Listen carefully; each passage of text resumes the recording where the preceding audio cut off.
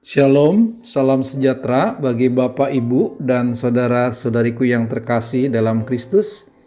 Hari ini saya akan membagikan bagaimana kita memaknai homili Paus Fransiskus yang hadir pada misa di Gedung Gelora Bung Karno pada hari Kamis tanggal 5 September 2024.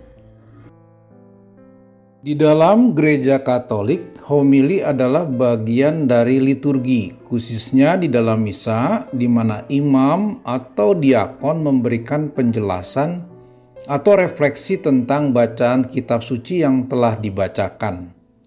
Homili bertujuan untuk membantu umat mengerti makna bacaan Alkitab dan bagaimana menerapkannya di dalam kehidupan sehari-hari. Homili biasanya mengikuti pembacaan Injil dan merupakan kesempatan bagi pengkhotbah untuk mengaitkan ajaran iman Katolik dengan situasi hidup konkret umat.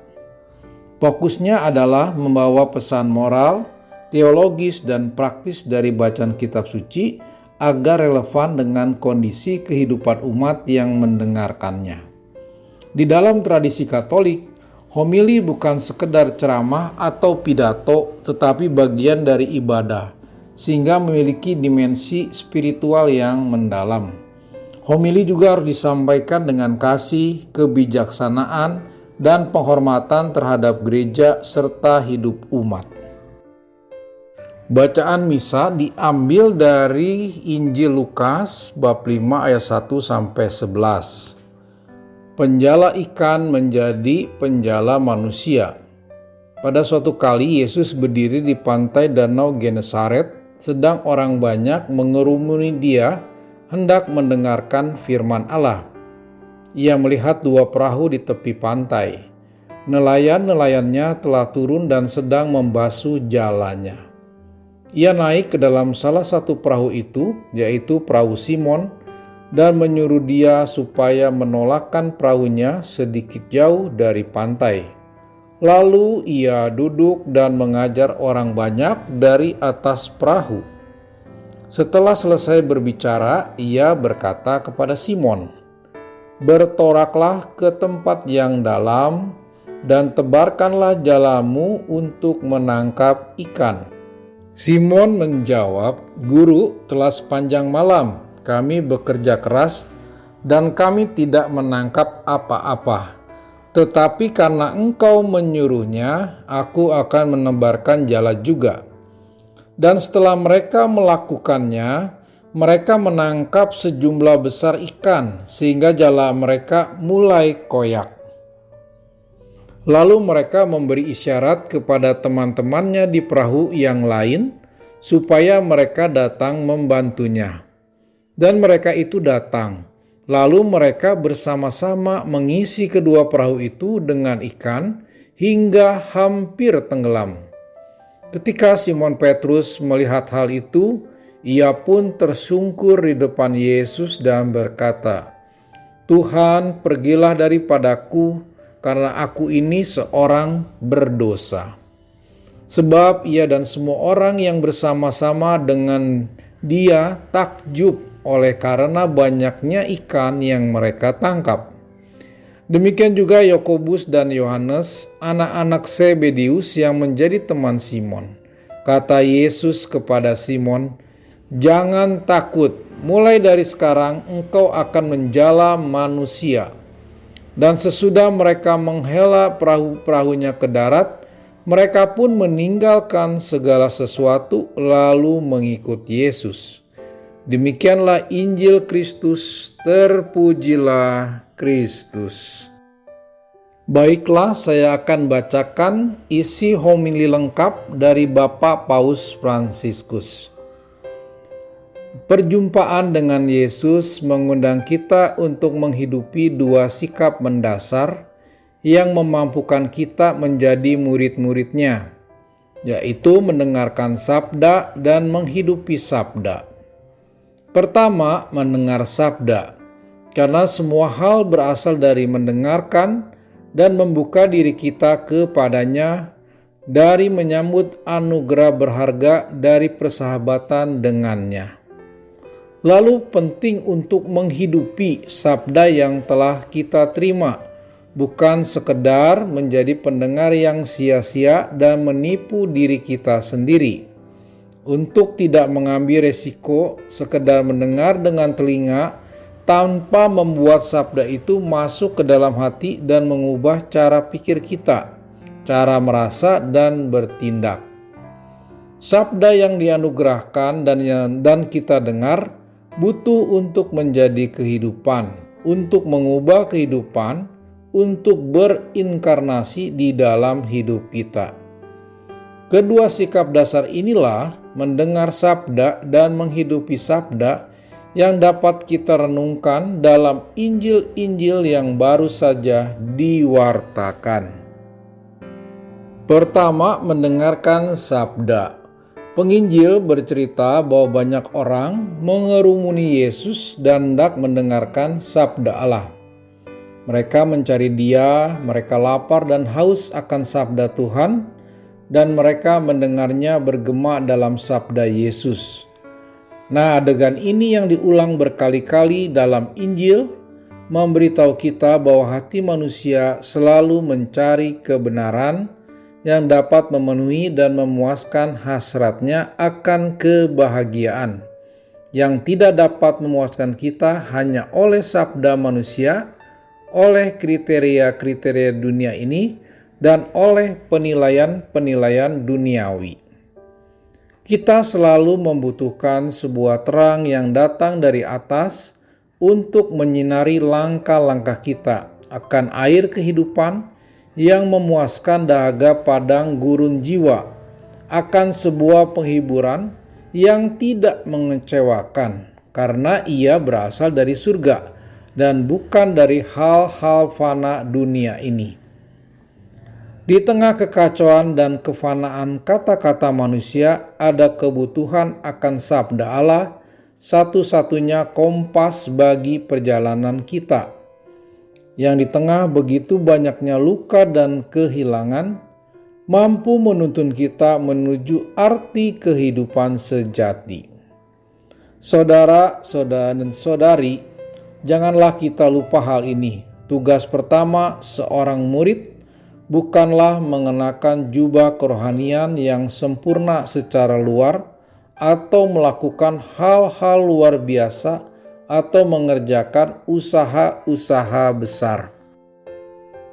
Sebaliknya, langkah pertama terdiri dari tahu menempatkan diri di dalam mendengarkan satu-satunya sabda yang menyelamatkan, yaitu sabda Yesus. Seperti yang kita lihat di dalam episode Injil, ketika sang guru menaiki perahu Petrus untuk sedikit menjauhkan diri dari danau, dan dengan demikian bisa berkhotbah lebih bagus kepada orang banyak. Hidup iman kita berawal ketika kita menerima Yesus dengan rendah hati di atas perahu kehidupan kita, menyediakan ruang untuknya, dan menempatkan diri dalam mendengarkan sabdanya. Dan dari situ kita berefleksi, diguncangkan dan berubah. Pada saat yang sama, sabda Tuhan menuntut untuk berinkarnasi secara nyata di dalam diri kita. Oleh karena itu, kita dipanggil untuk menghidupi sabda. Sejatinya, setelah selesai berkhotbah kepada orang banyak di hari atas perahu, Yesus berpaling kepada Petrus dan menantangnya untuk mengambil risiko dengan bertaruh pada sabda ini. Bertolaklah ke tempat yang dalam dan tebarkanlah jalamu untuk menangkap ikan. Sabda Tuhan tidak hanya tetap tinggal sebagai gagasan abstrak yang indah atau hanya membangkitkan emosi sesaat. Sabda Tuhan menuntut perubahan cara pandang kita, membiarkan kita mengubah hati menjadi hati Kristus. Ia memanggil kita untuk berani menebarkan jala, Injil ke lautan dunia. Berlari dengan resiko menghidupi kasih yang telah Ia ajarkan kepada kita, yang telah Ia hidupi terdahulu. Juga kepada kita, Tuhan dengan kekuatan yang membakar dari sabdanya membuka kita untuk membuka jalan kehidupan, untuk melepaskan diri dari pantai-pantai, dari kebiasaan yang buruk, dari rasa takut dan suam-suam kuku, serta berani untuk menjalani kehidupan baru. Tentu saja selalu akan ada kesulitan dan alasan-alasan untuk mengatakan tidak. Tetapi marilah kita melihat lagi sikap Petrus datang dari satu malam yang begitu sulit ketika ia tidak menangkap apa-apa, lelah dan kecewa. Tetapi daripada tinggal seolah-olah dilumpuhkan di dalam rasa hampa atau terhalang oleh kegagalannya sendiri, ia berkata, "Guru, telah sepanjang malam kami bekerja keras dan kami tidak menangkap apa-apa. Tetapi atas perintahmu aku akan menebarkan jala juga." Kemudian sesuatu yang mengejutkan terjadi, yakni mukjizat penuhnya perahu dengan ikan sampai hampir tenggelam. Saudara dan saudari, dalam menghadapi berbagai tugas hidup sehari-hari, menghadapi panggilan yang kita semua rasakan untuk membangun masyarakat yang lebih adil, untuk melangkah maju di jalan perdamaian dan dialog yang telah lama dipetakan di Indonesia, kita kadang-kadang merasa tidak mampu, merasakan beratnya komitmen yang begitu besar yang tidak selalu membuahkan hasil yang diharapkan, atau kesalahan-kesalahan kita yang nampaknya menghambat perjalanan hidup kita. Namun dengan kerendahan hati dan iman yang sama seperti Petrus, kita juga diminta untuk tidak tetap menjadi tawanan kegagalan kita dan alih-alih tetap menatap jala kita yang kosong untuk memandang Yesus dan percaya kepadanya. Kita selalu dapat mengambil risiko untuk bertolak ke tempat yang dalam dan menebarkan jala lagi. Bahkan ketika kita telah melewati malam kegagalan, masa kekecewaan di mana kita tidak menangkap apapun.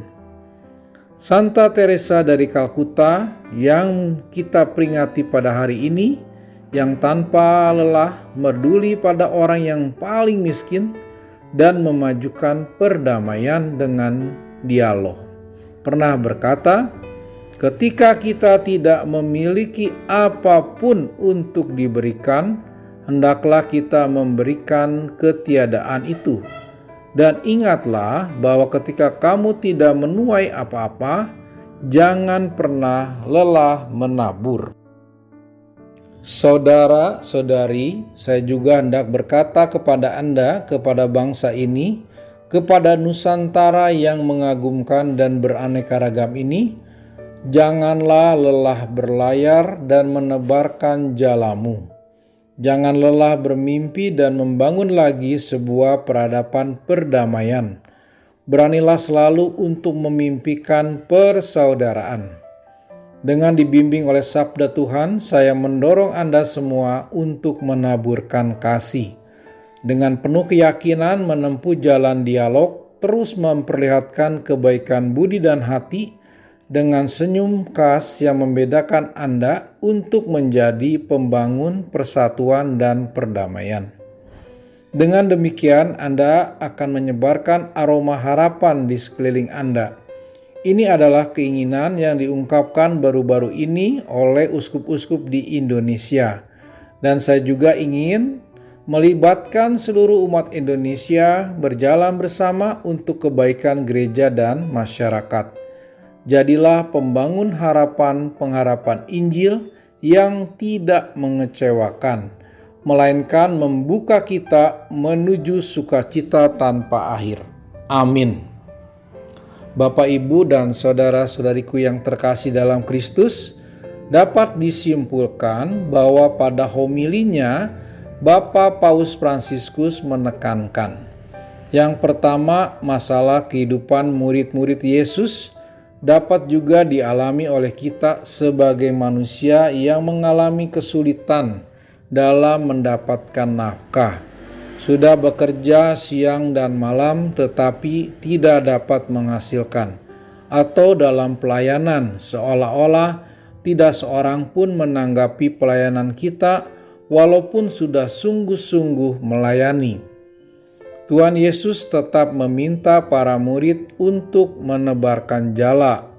Simon Petrus menaati perintah Yesus walaupun mungkin di dalam hatinya tidak merasa yakin.